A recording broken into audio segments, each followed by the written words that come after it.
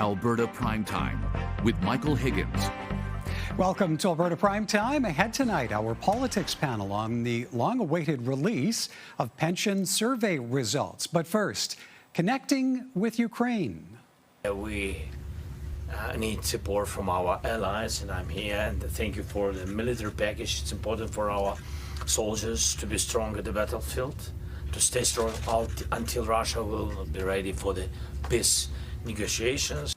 The president of Ukraine here in our province attending the G7 summit in Kananaskis for meetings with world leaders and receiving a Canadian pledge of more than $4 billion in additional support and further sanctions targeting Russia. And joining us now, Orysia Boychuk, president of the Alberta Provincial Council of the Ukrainian Canadian Congress. Ms. Boychuk, good to see you. Welcome back to Alberta Primetime. Thank you. Happy to be here. Well, now, you were part of a separate meeting with President Zelenskyy Tuesday. Was that just a quick meet and greet? What did the opportunity accomplish? Well, it was, we're very grateful to have had this extraordinary opportunity to meet with him. It was a very quick meeting. It was initially scheduled to be a little bit longer, up to an hour. Unfortunately, we had 15 minutes, but so grateful to have had that opportunity. It was very emotional, very humbling experience. To meet the president after and following the G7 meeting in Kananaskis. It was an honor to be there and represent our community. There were 16 representatives across Canada that had the opportunity to gather and meet with him. We were initially meeting downtown Calgary, and then in the end it was at the airport where we had some time to talk to him and thank him for his courageous and extraordinary leadership defending democracy, civil society, and national identity. That was key for us to really appreciate him and show him that we were still supporting him, we're here for him, and wanted him to know and help reinvigorate. We can only imagine how difficult and how stressful the circumstances are for him. Well, and on that very point about the stress, you mentioned emotions a moment ago. We understand that as President Zelenskyy was flying to Alberta, news was being relayed to him about another massive Russian attack, many dead, many more injured. How did you get a sense for how heavily that was weighing on his mind at the time? I think it was huge. It was huge for him. It was huge for us. It was a bittersweet meeting. We hope that under other circumstances we were gathering, and unfortunately, as the day unfolded, there were bombings in Kyiv. 15 casualties had passed away from the bombing. There were over 100 people that were injured, and they were ordinary civilians downtown Kyiv that were impacted. And so it definitely was bittersweet. Canada was unrolling its additional supports, and the G7 was coming to an end. And unfortunately, you know, there was that layer of attack, Russian brutal and continuous invasion on Ukraine. So it was very hard for all of us. I want to ask what you're able to contribute to that conversation from an Alberta perspective. How familiar is the president with our province as being a home to not only Ukrainians displaced by the war, but so many who are of Ukrainian descent? He's very familiar with us.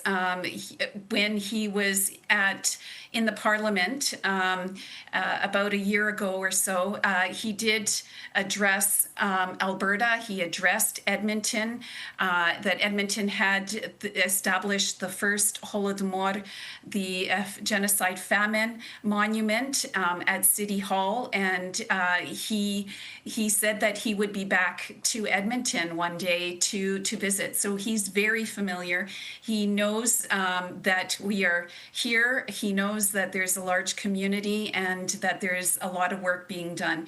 He thanked us for our work, our ongoing work, and our support for the displaced Ukrainians, and all the work Canada is doing, Alberta is doing, and all the support in Edmonton and Calgary. So he was very grateful, and very supportive of us. And it was a mutual exchange of, I think, reinvigorating that hope for each other, that we continue to support Ukraine, and that he was acknowledging and supporting us, and the work that we were doing. So it was revitalizing, I think, given the circumstances and the complexities of the day.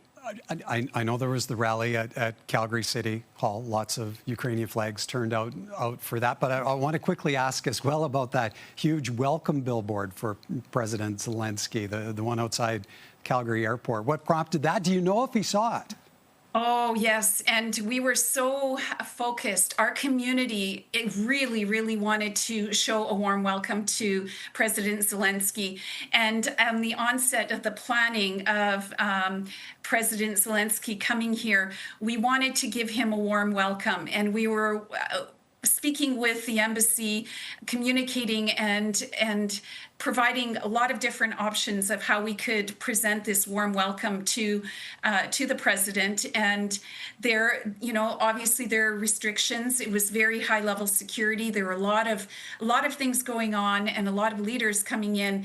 And so we were pretty limited. And our Calgary Congress was amazing. They designed overnight this billboard, and together the Congresses across Alberta had financially chipped in to finance it and put it up. And, that was the minimum that we felt we could do to welcome and show our support to President Zelenskyy, and to show the world that, we're welcoming him and we're grateful. We're grateful for Canada for inviting President Zelenskyy, because if Canada didn't invite him, that's a sign of further support that Canada stands with Ukraine. And so this was another piece showing to the world that Canada stands with Ukraine, Alberta stands with Ukraine. Well, and maybe to finish those thoughts on a final question, as you look back now on President Zelenskyy's involvement in the G7 summit itself, even the fact that he was not able to meet with the U.S. president, who left early, would you consider the visit a success? 100%. The fact that he was invited, that he participated, that Canada gave support. So he went home and he received additional support. And the support that he received was more than he received in the past. So we're very grateful. We're hopeful. We're grateful to Canada.